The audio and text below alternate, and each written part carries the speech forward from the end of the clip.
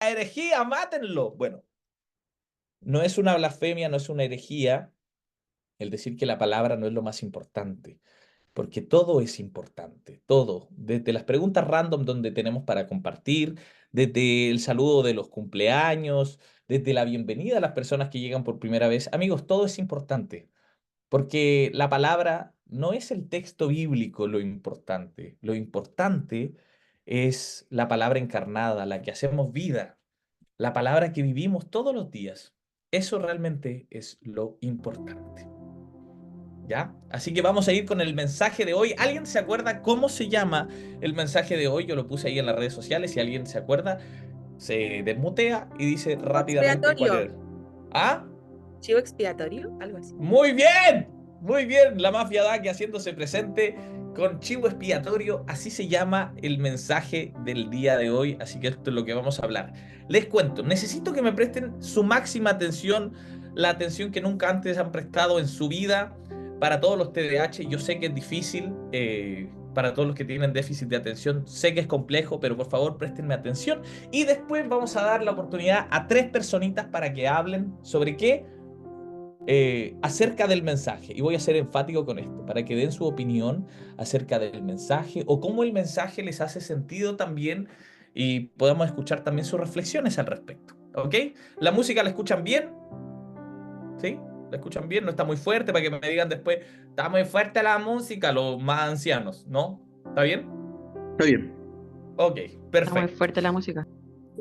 Ya, ¿de verdad? No, no está fuerte. Ah, no me estén molestando tampoco.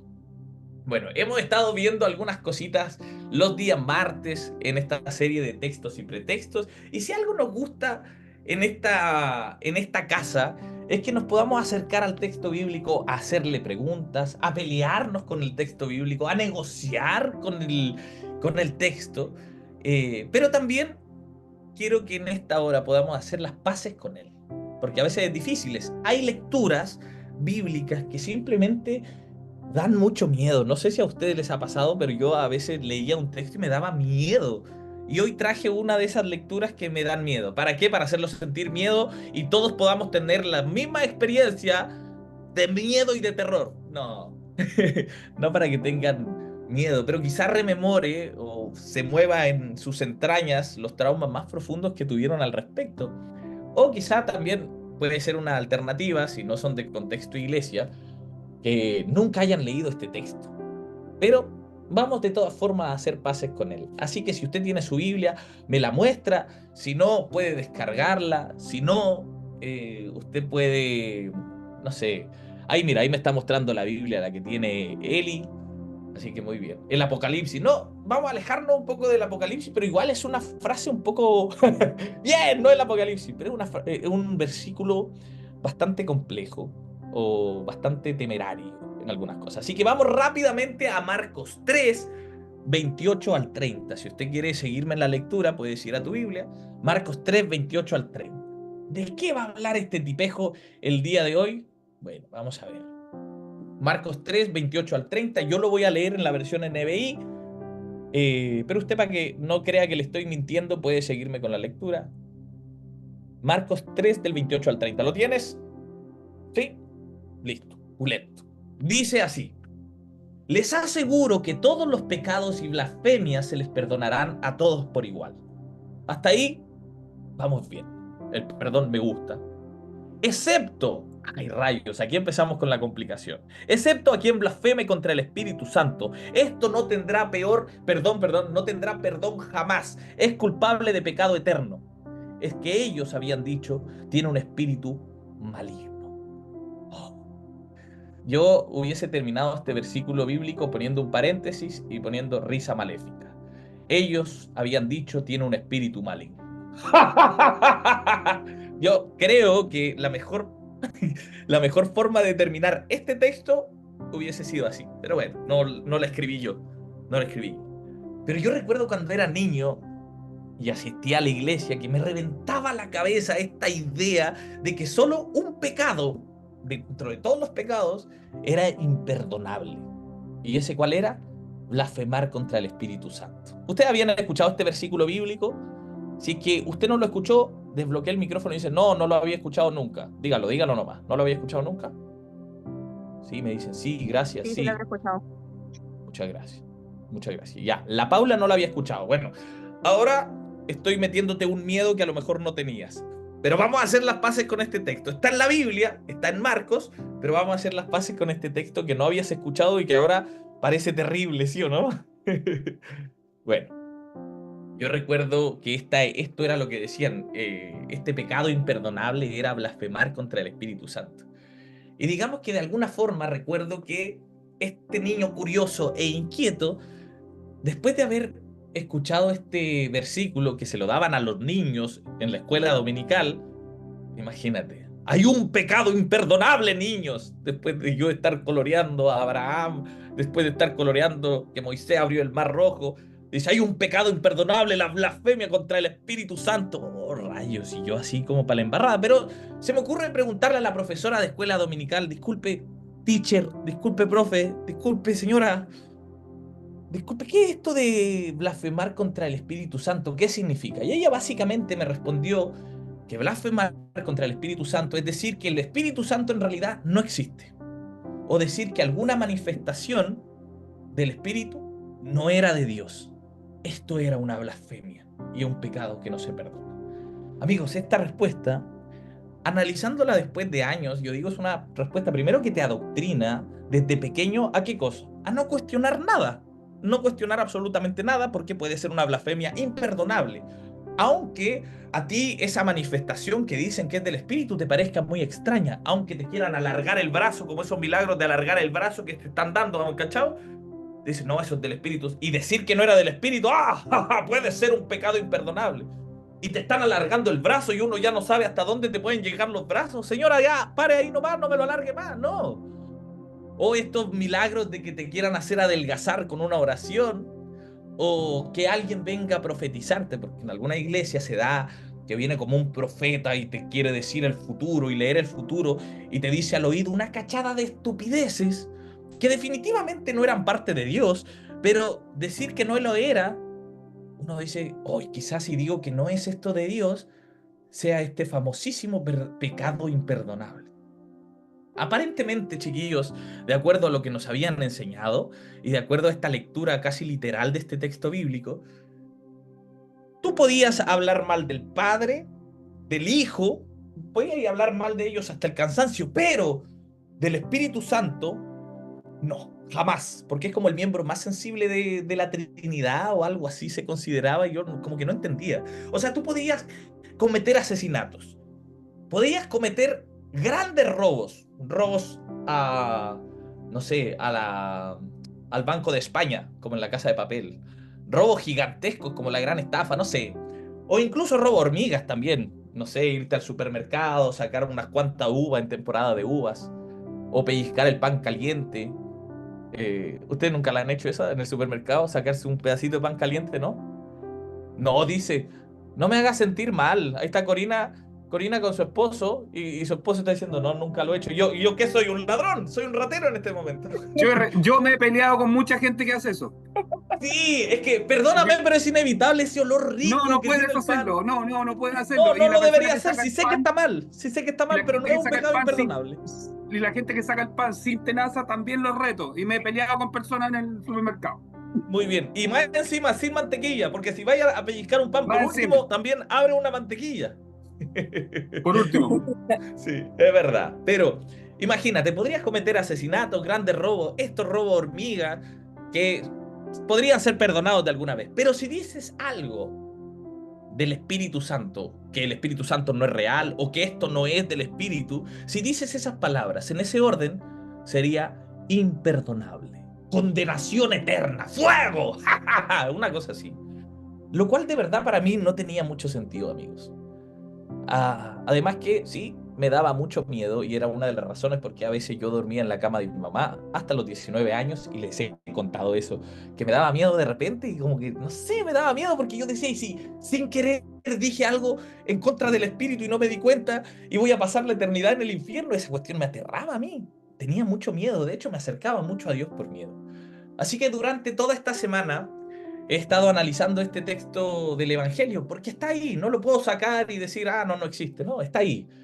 Este texto en que Jesús está diciendo que todos los pecados pueden ser perdonados excepto la blasfemia contra el Espíritu Santo. Y me preguntaba, ¿qué les puedo decir a la gente de la casa sobre esto? ¿Cómo puedo explicar un texto que tiene estas características que de alguna forma son tan temerosas? Y aquí, como dice Pili Gus, confundiendo la fe con miedo. Pero blasfemar contra el Espíritu Santo es aceptable si tú estás supuestamente usando hace malas obras. Bueno, aquí hay algunos comentarios que estoy leyendo. Gracias por poner sus comentarios ahí también. Bueno, la cosa es que este niño que le aterraba un montón de estos textos y yo decía, ¿qué puedo decirles a la casa hoy sobre esto? Y mientras leía Marcos 3, si usted se da cuenta, Marcos 3, cuando usted lo empiece a leer, justo antes de que hablen sobre estos títulos sobre la blasfemia contra el Espíritu, justo antes de esa lectura, antes de ese subtítulo grande, hay 7 palabras que dicen, y Judas Iscariote, el que lo traicionó. Así dice, como describiendo a Judas. Y Judas Iscariote, el que lo traicionó. 7 palabras. No estoy diciendo que, 7, el número perfecto. No, no, no, no estoy diciendo eso. Solamente que están estas 7 palabras justo antes de que se hable de la blasfemia del Espíritu Santo.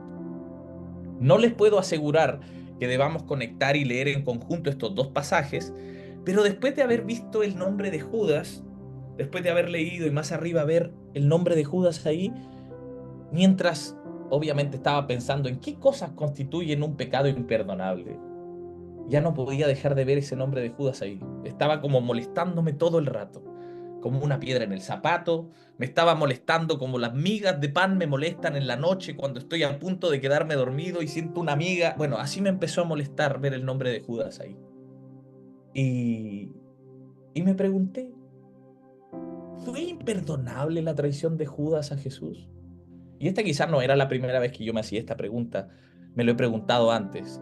Y la verdad a mí no me cabe en la cabeza eso, no me cabe en la cabeza que eso haya sido así. ¿Pero qué, Judas? Si todos sabemos que la traición de Judas fue terrible, sí, fue terrible, pero fue imperdonable, me preguntaba. ¿Por qué Judas, que traicionó a Jesús una sola vez, es imperdonable, pero Pedro, que negó a Jesús 3 veces el mismo día, decía antes de que cantara el gallo, ¿cierto? ¿Por qué Pedro, por qué esa negación de Pedro es la roca por la cual se construye la iglesia, en la cual se debe construir la iglesia? ¿Qué es de diferente?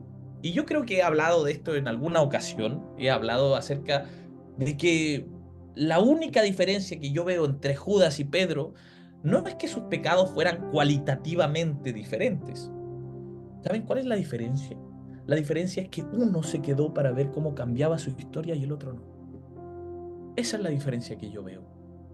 Siento que hay una tragedia que es muy poco divulgada en la historia de Judas. No estoy diciendo, ay, el pobrecito Judas. No, pero Judas falló, como todos hemos fallado. Y esta tragedia poco divulgada de la historia de Judas es que Judas nunca llegó a experimentar al Dios que levantó a Jesús de la tumba. Nunca llegó a escuchar de este Jesús resucitado que hablaba de paz y del perdón de los pecados. Quizás Judas en realidad nunca llegó a experimentar la resurrección, que no era algo aislado que pasaba solamente con Jesús, sino que también tenía que ver con nosotros, tenía que ver contigo y conmigo, y con cómo nos levantamos de aquellos estados en que No está tan nos sucio, hacen... ¿no? ¿Qué pasó? Hay que ver las cosas. Hay que ver las cosas, sí, señor. Hay Sí, que que ver está las sucio. cosas. Que está sucio. Ya, no hay problema. Entonces yo decía que... ¿Qué me quedé? Ya me hicieron perder. No, mentira. La cosa es que tiene que ver la resurrección con todos nosotros, en cómo nosotros nos levantamos de aquellos estados que a veces nos hacen desear la muerte, los que han pasado por depresiones, por problemas, que han visto cómo esos dolores, cómo esas injusticias no nos permiten ver la salida. ¿Ustedes sabían que infierno literalmente significa sin salida? ¿Y quienes, como tú, tal vez, como yo, hemos transitado por circunstancias en que no vemos salida, en que hemos transitado por ciertos infiernos en la vida? Hay un sabor de boca diferente cuando salimos a flote, cuando volvemos a respirar la vida nuevamente, cuando resucitamos de esos estados. Y la resurrección tiene que ver con todo eso, tiene que ver con nosotros hoy, cuando nos levantamos después de haber fallado, cuando nos equivocamos de tal forma que no podemos seguir caminando porque nos da vergüenza. ¿Ustedes han cometido algún error? Que ustedes digan, amigos, esta vez creo que la cagué, pero bien hasta el fondo. Y me da tanta vergüenza presentarme ante un amigo que le fallé, ante un hermano que le fallé, y creo que no puedo seguir más adelante. La resurrección también tiene que ver con esos estados de vergüenza, en cómo salimos y volvemos a la vida después de eso. Y Judas no experimentó esa resurrección, ¿no? Él decidió otra cosa. La otra cosa de la cual parecemos que no hablamos mucho es de lo conveniente que debe haber sido para los discípulos. Hoy dice, ha recibido una solicitud para grabar en la nube. Iniciar grabación, perdón, que justo me salió eso. Ya, la otra cosa de la que parecemos que no hablamos tanto es de lo conveniente que debe haber sido para todos los discípulos culpar a Judas, cuando de hecho todos y cada uno de los discípulos le fallaron esa noche a Jesús. Pero claro, como lo que hizo Judas fue peor, ellos podían usarlo fácilmente para encubrir cualquier cosa de sus propias infracciones que quizás lo ven como menores. Podrían ocultar todas sus traiciones menores detrás de qué cosa, de esta gran traición que cometió Judas. Seamos brutalmente honestos, amigos, hoy. Quisiera que todos en la casa sean honestos y que digan, realmente nos encanta este tipo de cosas, ¿sí o no? Nos encanta tener a un chivo expiatorio para eso. Y es un gran alivio en la vida cuando vamos caminando y aparece alguien que es notoriamente peor que nosotros. Nos hace sentir mejor porque podemos depositar colectivamente sobre él, sobre ella, todos aquellos sentimientos secretos que nosotros tenemos. Todos esos sentimientos desagradables que tenemos incluso sobre nosotros mismos, y podemos depositarlo en esa persona y poder señalar a otros con cierta autoridad y decir, mira este loco, cómo se atreve, mira este tipo. Incluso no sé si les ha pasado cuando ustedes iban a la universidad, cuando rendían algún examen y tú recibías la nota. ¿Han cachado este video del niñito que le dice, ¿qué nota crees que te saques? Un 6,5. Y viene, ¿qué nota te sacaste? Un 3,8. ¿Han visto esa expectativa de ver su realidad? Bueno, cuando uno iba a la universidad o al colegio y venía la nota y te la entregaban y era un rojo, pero después ves a otro compañero que tiene, no sé, tú te sacaste un 3,4 y tu compañero tiene un 2,8. Ay, bueno, por lo menos no soy el peor. Es como una cuestión, un respiro colectivo. Ah, no. ¿Y qué le dices a tus papás? No, ¿sabes qué? Todos reprobamos ese ramo. No, es que el profe. Siempre es culpa del profe. Siempre es culpa, no, es que todos lo reprobamos. No, no, no, no, es que la prueba estaba muy difícil, preguntó cosas que no pasó. Pero es como que hay un sentimiento de paz cuando somos no el peor, cuando podemos excusarnos en que hay otro que está peor que nosotros. Y incluso esta es nuestra excusa y decimos, bueno, por lo menos alguien está peor. Siempre hay uno peor que uno, esa es como la frase que utilizamos. Siempre hay un chivo expiatorio para esto.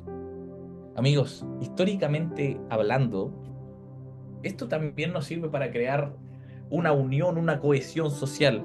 Cuando todos nos ponemos de acuerdo, imagínense esto, que todos se ponen de acuerdo para estar o para decir que alguien es el problema.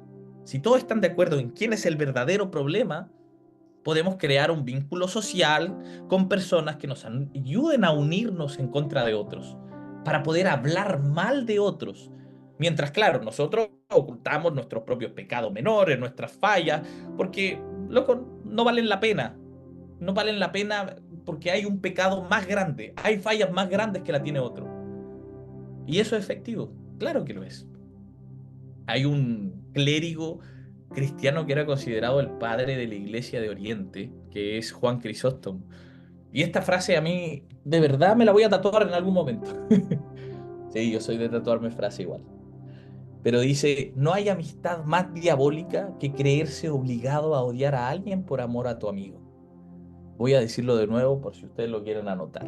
No hay amistad más diabólica que creerse obligado a odiar a alguien por amor a tu amigo. Yo la cambiaría un poquito y le pondría esto. No hay amistad más diabólica, amigos, y cobarde que unirse contra alguien por amor a tu amigo. Creo que eso es horrible. Y pensé mucho en esto ayer, de cuántas veces he sido injusto y hasta carepalo, por no decir carerra. No voy a decir eso para que nadie de ustedes se ofenda, ¿ya? Pero que hemos criticado al resto por cosas que yo también he hecho, por cosas que de alguna forma he hecho también. Y me pongo como en un podio moral, viendo por encima a las personas, por estas cosas que en mayor o menor medida yo también hice alguna vez. Pero claro, como ya pasó, claro, como la otra fue más visible, entonces yo puedo ponerme en ese podio moral para criticar al resto. Y nos encanta hacer eso. Siempre hay alguien peor. Siempre nos escudamos detrás de alguien. Es que nosotros somos expertos, expertos en vivir vidas ajenas, expertos en señalar las equivocaciones de otro. Pero claro, algo que sí nos encanta recibir misericordia cuando somos nosotros los que fallamos. Pero somos tan poco misericordiosos cuando es otro el que falla. Somos tan poco amables con las fallas de otros. El otro día recibí un mensaje en Instagram y me ponían lo siguiente, me ponían: espero que le estés hablando de Dios en todas esas oportunidades donde Dios te ha puesto. Amigos, ¿por qué tenemos que ver y preocuparnos de lo que hace el resto cuando si, si loco nos preocupáramos tanto de trabajar en nosotros mismos, no tendríamos tiempo de andar criticando al otro y andar diciendo y dirigiéndole la vida al otro de lo que el otro debería hacer? Pero somos expertos en vivir vidas ajenas, cuando ni siquiera podemos con la nuestra propia. Amigos, yo no entiendo cuáles son las probabilidades, y esto como que no me cabe en la cabeza. ¿Qué probabilidades hay de que esta vergüenza por el comportamiento que hemos tenido alguna vez, de alguna forma haya alimentado, no sé, como rabia contra el comportamiento de otras personas, siendo que es casi el mismo a veces? ¿Qué tenemos en la cabeza que a veces podemos alimentar ese odio hacia el resto por cosas que nosotros también hemos hecho? ¿Por qué? Y esto da tristeza. Y hay una frase de un sacerdote estadounidense que me gustó mucho. La anoté. Se llama Richard Rohr. No sé cómo se dice. ¿Dónde? No se me veo, ¿no? Así se escribe, Richard Rohr. Yo lo voy a pronunciar así, Richard Rohr. Dice que todo aquel que ha recibido misericordia verdadera, verdadera gracia, ya no está en posición de decir quiénes son los llamados merecedores, porque somos todos nosotros. Vuelvo a decir, que todo aquel que ha recibido misericordia verdadera, verdadera gracia, ya no está en una posición de decidir quiénes son llamados merecedores, porque somos todos nosotros. Todos nosotros. Y sí, nosotros somos libres de esconder silenciosamente nuestros pequeños pecados bajo una alfombra sobre la cual se apoya el verdadero pecador, podríamos decirlo con una P mayúscula gigantesca, porque siento que estamos perdiendo de alguna forma, escudando nuestros pecados, escondiéndolos bajo la alfombra, y vamos perdiendo la libertad que proviene del Espíritu cuando aceptamos que nos equivocamos, que todos nos equivocamos.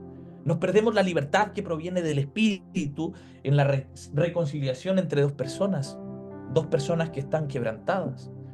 Nos perdemos la libertad que proviene del Espíritu y esa que nos trae el perdón.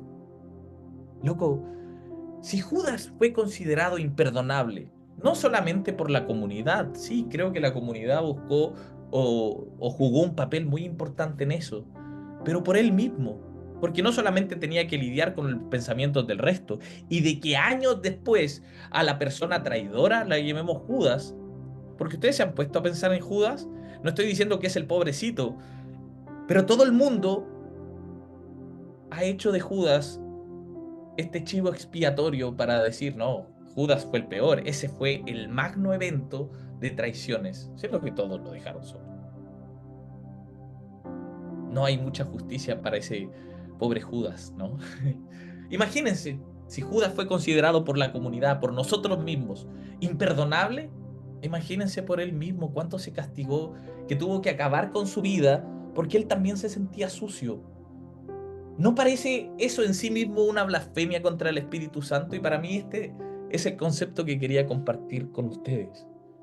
No tanto esa blasfemia de decir que existe, que es de Dios, que no, si esta profecía es, si el que le alargue el brazo no es de Dios. No, no, no, esa no es la blasfemia verdadera. La blasfemia contra el Espíritu Santo es cuando nosotros no aceptamos esta restauración y esta reconciliación, porque la obra del Espíritu Santo entre nosotros siempre ha sido esa: restaurarnos, reconciliarnos, perdonarnos. Tal vez a eso se refería Jesús, amigos. A eso se refería Jesús aquí. Él estaba llamando la atención a todas estas autoridades religiosas que se consideraban como guardianes de la misericordia de Dios. Y les estaba hablando a ellos. ¿Para qué les hablaba a ellos? ¿Qué era lo que le decía? Ni Judas se atrevió a tanto. Eso es verdad.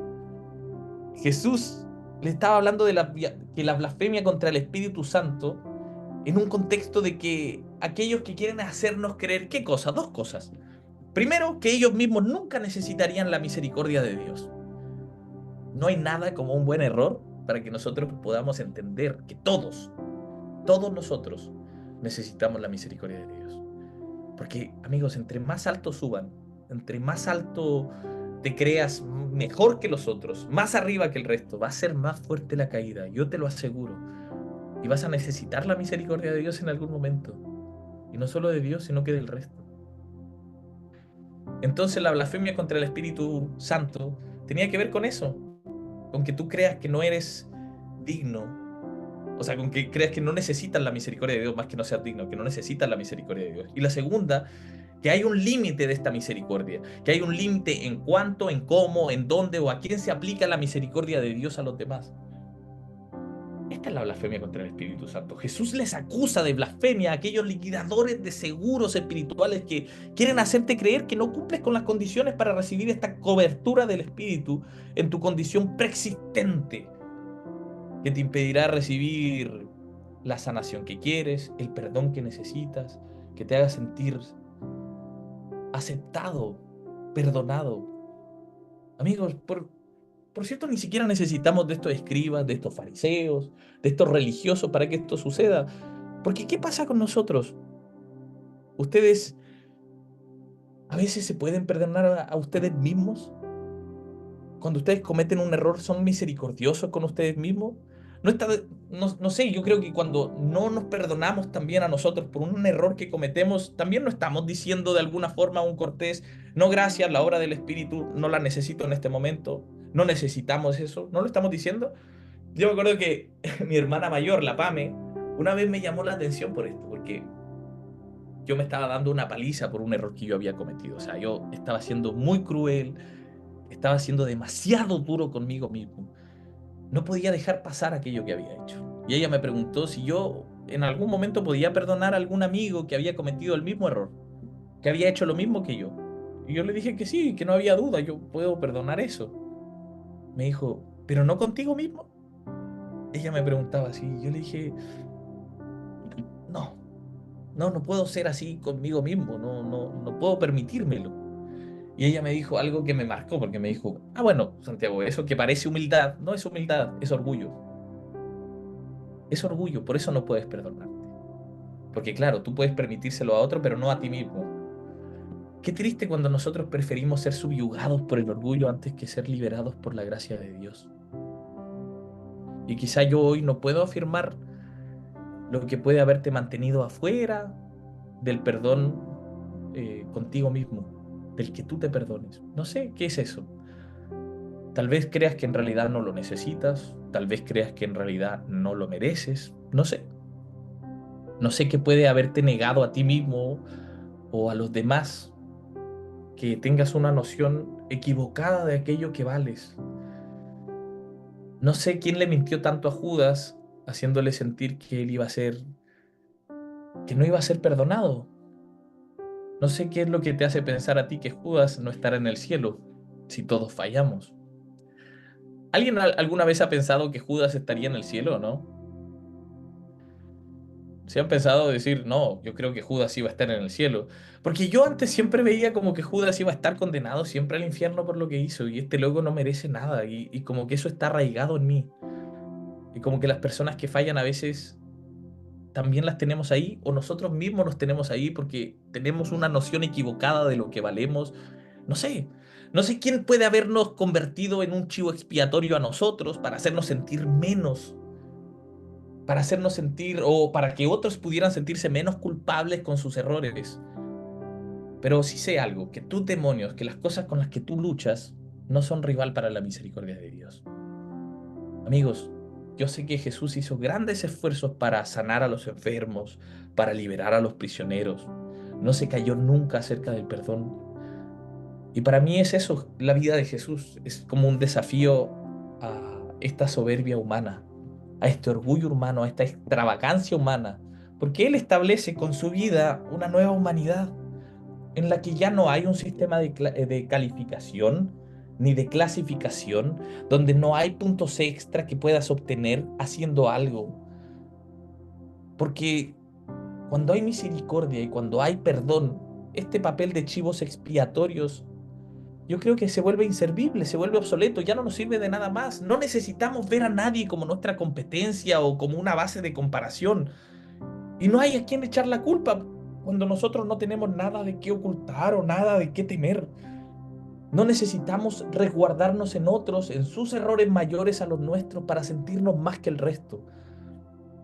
En cuanto a estos pecadores malos como Judas o con todos esos preciosos villanos que nos encanta tenerlos cerca de nosotros para que nosotros podamos lucir bien en contraste con ellos, Jesús tiene una política para ellos.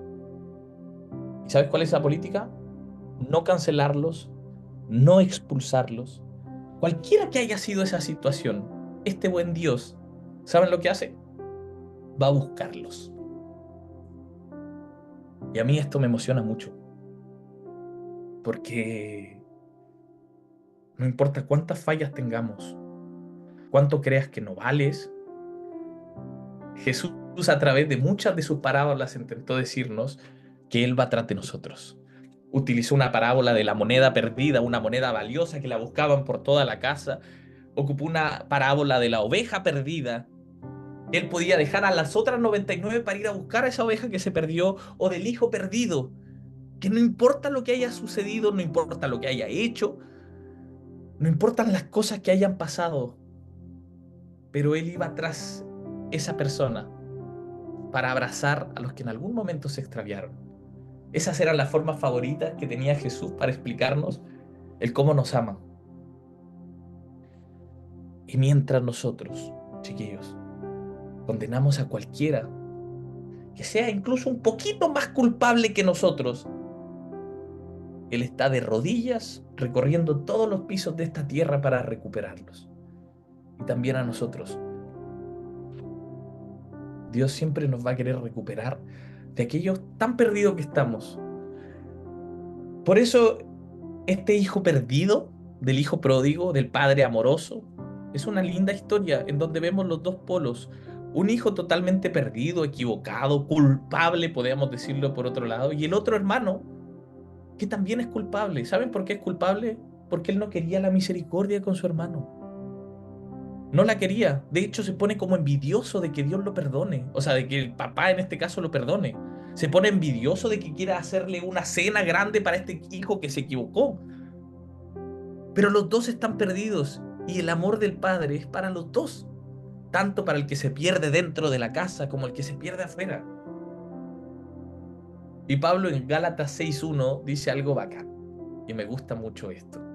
Dice, hermanos míos, si uno de ustedes es sorprendido en alguna falta, ustedes que son espirituales, y aquí nótese la ironía, es como le dice, ustedes que dicen ser espirituales, ustedes que son como espirituales, restáurenle con espíritu de mansedumbre, considérense a sí mismos como personas que pueden cometer errores, que también pueden fallar, restáurenle, ámenlos, no hablen mal de sus hermanos.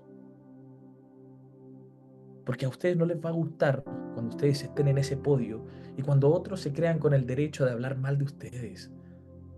Ni Judas, ni ustedes están fuera del perdón de Dios. Son estadios del corazón lo del hermano mayor. Esa parábola es tan potente. ¿Saben qué? A veces creo que tenemos un concepto errado del Evangelio y creemos que el Evangelio, todo de lo que se trata del el Evangelio es de poder irnos al cielo y que está fuera de aquí de la tierra. Y entre más podamos huir, ustedes dense cuenta de las predicaciones que pueden escuchar en otras partes, en las iglesias de las cuales ustedes vienen. Loco, todo el mundo quiere arrancar de la tierra. Todo el mundo quiere largarse, ojalá rápido, para que el Señor, y como que el fin es el cielo, irnos al cielo. Amigos, el fin nunca fue el cielo. El fin siempre fue aquí en la tierra. De hecho, incluso en Apocalipsis termina con una tierra nueva, un cielo nuevo, dice. Incluso en el Apocalipsis, en eso tan terrible que vemos, loco, todo termina aquí mismo. Cuando Jesús oraba, venga tu reino, así en la tierra como en el cielo. Y todo el rato hablaba de la tierra, porque aquí es el lugar donde nosotros tenemos que ser mejores personas y saber, ser capaces de vencer aquellas cosas que nos hacen culpar a otros o las que nos hacen poner como escudo al otro de nuestras propias inseguridades, de que esos otros se vuelven un espejo para nosotros de aquello que tanto odiamos. Te apuesto que aquello que criticas de la otra persona es aquello que tú mismo ves en ti mismo. Y por eso te molesta tanto, porque no puedes luchar para mejorar, sino que prefieres señalar al otro en aquello que no puedes mejorar. Quien está trabajando en sí mismo, amigos, no tiene tiempo de juzgar al resto. No se trata de cómo escapamos de este mundo, de cómo nos direccionamos hacia arriba, sino que de cómo aquí y en el ahora podemos hacer algo mejor. Amigos, ya no necesitamos chivo expiatorio. Todos fallamos. Y cuando conocemos que todos estamos expuestos a fallar, es la única forma en que podemos vernos a todos como iguales, sin necesidad de compararnos, sin necesidad de vernos como competencia, de ver cuál es esta segmentación de más espirituales que otro. Como dice Pablo, ustedes que son espirituales, ustedes que se creen espirituales, restauren a las personas que han fallado. Tengan misericordia con aquellos que cometen errores, porque todos nosotros lo vamos a hacer en algún momento y todos nosotros vamos a querer alguna misericordia de parte del otro. Entonces ustedes aprendan a tratar a la gente como si fueran ustedes mismos los que fallan. Porque cuando fallan, ¿cómo quieren ser tratados? Por eso Jesús decía, traten a otros como les gustaría ser tratados. Amén. Amén y amén sin tilde. Amén, amén. Amén. Amén. Amén. Amén. Que así sea. Vamos a orar, ¿les parece? Para que después podamos compartir. Y no estoy enojado, por si acaso. Así hablo nomás. Ya, oremos. Papito, te damos gracias, Dios, por este día. Gracias por tu mensaje, por desafiarnos siempre a poder ser mejores, a abrazar. Señor, ayúdanos a tener o a rodearnos de personas que podamos levantar al resto y no pegarle en el suelo, Señor. Ayúdanos, si no tenemos ese círculo de personas, a que en nuestro propio círculo podamos ser ese agente de cambio, en que podamos marcar la diferencia, en que no guardemos silencio frente a las injusticias que vemos, frente a las palabras de otros que vemos, a que podamos ser diferentes, Señor. Señor, te ruego que nos desafíes todos los días a ser mejores personas. Te amamos, papito. En el nombre de Jesús. Amén y amén. De amor. Eso. Tenemos 3 personitas rápidamente, solamente 3 personitas para hablar. Si levantas después la mano, ya no va a haber chance, aunque quieras, aunque